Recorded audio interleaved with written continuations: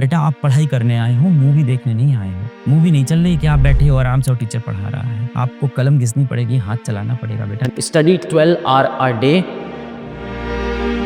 मेरे अंदर डिसिप्लिन नहीं है। मेरा क्या होता है कि मेरे पास बैकलॉग बन जाते हैं। सर मेरे घर में वो माहौल नहीं है, घर का वो एटमॉस्फेयर नहीं है कि मैं पढ़ पाऊं। मान ले दो दोस्त हैं, एक दोस्त बहुत हार्ड वर्किंग है पर उसका इतनी जल्दी क्वेश्चन सॉल्व नहीं होता है। कई लोग का नहीं होता है, इतनी तेज कैच नहीं कर पा रहा टॉपिक। एक दोस्त कम हार्ड वर्किंग है, उसके क्वेश्चन सॉल्व हो जाते हैं। ये भी बेटा बहुत आसान हो जाएगा। Study 12 hour a day. सबसे पहले आपको इसमें भी सोने का समय निकालना है। तो स्लीप आपकी कितनी होगी? मैं कहता हूँ अब 8 घंटे सो लो, फायदा करेगा। अभी भी बेटा आपके पास रिमेनिंग टाइम कितना है? अभी भी टाइम रिमेनिंग कितना है? दिन में होते हैं आपके पास 24 घंटे, आप 8 घंटे सो लिए बेटा, अभी भी रिमेनिंग टाइम आपके पास 16 आवर बचा है। आपको बेटा कितना पढ़ना है? 12 आवर पढ़ना है। तो 12 आवर अपन कैसे बनेगा? 2 + 2 + 2 + 2 + 2 2 4 2 6 2 8 2 10 और 2 12, 3 में डिवाइड कर ले, इजी हो जाएगा। तो 12 आवर को मैं डिवाइड कर देता हूँ कि मुझे 12 आवर पढ़ना है, मतलब 3 + 3 + 3 + 3। तो मेरे पास 4 स्लॉट होने चाहिए। तो 16 घंटे को 4 स्लॉट में डिवाइड करते हैं। मान लेते हैं बेटा आप सुबह उठते हैं,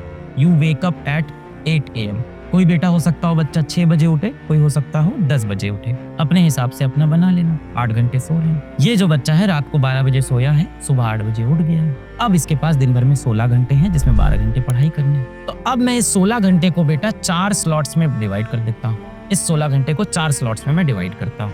8 बजे उठा है मान रहे हैं, एक हो गया 8 AM से इसका 12 PM पहला स्लॉट, दूसरा हो गया 12 PM से 4 PM का स्लॉट, तीसरा हो गया 4 PM से 8 PM का स्लॉट और चौथा हो जाएगा बेटा 8 PM से रात वाला 12 AM का स्लॉट। अब ये 4 घंटे के स्लॉट हैं और आपको हर बार 3 घंटे पढ़ने हैं। यहाँ आपके पास 4 आवर्स हैं, आपको कितना पढ़ना है? 3 आवर आउट ऑफ 4।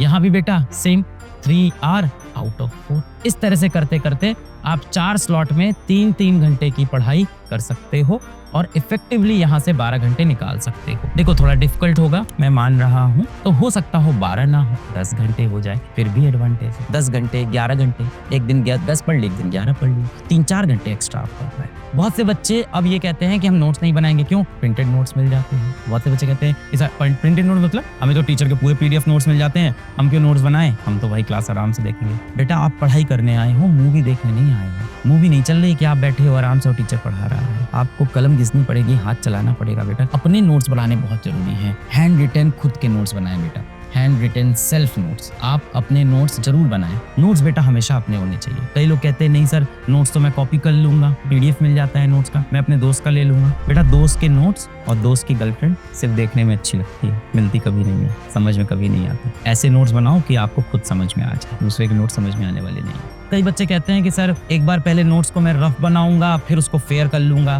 पहले एक बार रफली बनाएंगे, फिर क्लास के बाद उसको फेयर करेंगे। कई बच्चे ऑफलाइन कोचिंग करते हैं कि हम यहाँ रफ नोट्स बनाएंगे, घर जाके फेयर करेंगे। बेटा आप सिर्फ समय बर्बाद कर रहे हैं। एग्जाम में आपकी हैंड राइटिंग के नंबर नहीं मिलते थैंकफुली। तो आपके पिताजी चाहे आपको कितना डांटें कि कचरे जैसी राइटिंग है, कूड़े जैसा लिखता है, तुम्हारे अक्षर एकदम गंदे लगते हैं, कोई फर्क नहीं पड़ता बेटा। आपका एग्जाम तब भी निकल सकता है, आप डॉक्टर बन सकते हो, IITN बन सकते हो। तो जितने भी लोगों की गंदी बुरी हैंड राइटिंग है, हम सब जीत सकते हैं। मैं भी आपके साथ हूँ, बहुत गंदी हैंड राइटिंग है, मैं बहुत क्रिटिसाइज होता था। तो बेटा रफ को वापस फेयर करना, ये सब नहीं करना है। सिर्फ ऐसे नोट्स बनाने हैं जो आपको खुद समझ में आ जाए। कई बच्चे कहते हैं कि हम पेपर बचाएंगे, ज्यादा पेपर नहीं वेस्ट करेंगे, एक ही पेज में घुसा के चिपका के लिखेंगे। नहीं बेटा, पेज दे के लिखिए ताकि आपका वापस रिवाइज करने का मन हो, अपने नोट्स पढ़ने का मन हो। वरना एक पेज आपने खोला, पूरा भरा हुआ है, उसके अंदर 4 क्वेश्चन 6 क्वेश्चन एकदम दबा के लिखे हुए हैं, डर लगेगा भाई पेज पढ़ने। अगर पेज अच्छे से लिखा होगा, खुला होगा, जगह होगी, हैंडराइटिंग अच्छी हो या गंदी, उससे फर्क नहीं पड़ता। स्पेस तो आप दे सकते हो ना, कंजूसी तो भाई आपके यहाँ है। तो सेफ पेपर बाद में कर लेंगे, एनवायरमेंट के लिए कुछ बना लेंगे, पर जगह छोड़ के बेटा आप आराम से लिखिए ताकि रिवाइज करते वक्त प्रेशर ना बने। एग्जाम में आपको सिर्फ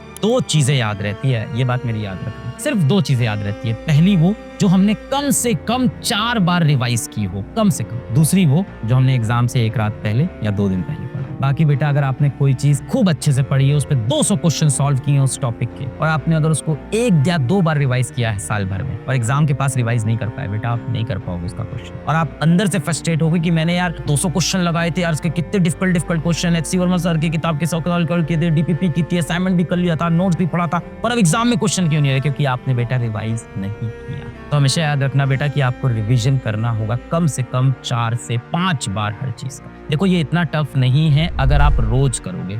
जब दिक्कत होती है जब आप इसको टालते हो, रिवीजन टाल रहे हैं, क्वेश्चंस लगा रहे हैं। मैं आपको बोलता हूँ अगर आपके पास बेटा जीवन में ऑप्शन है कि इस टॉपिक के 5 नए क्वेश्चन लगा लूं या इसके एग्जिस्टिंग नोट्स को रिवाइज कर लूं, हर बार बेटा नोट्स रिवीजन को चूज करना जब तक दिमाग में अच्छे से पूरे नोट्स फिट ना हो।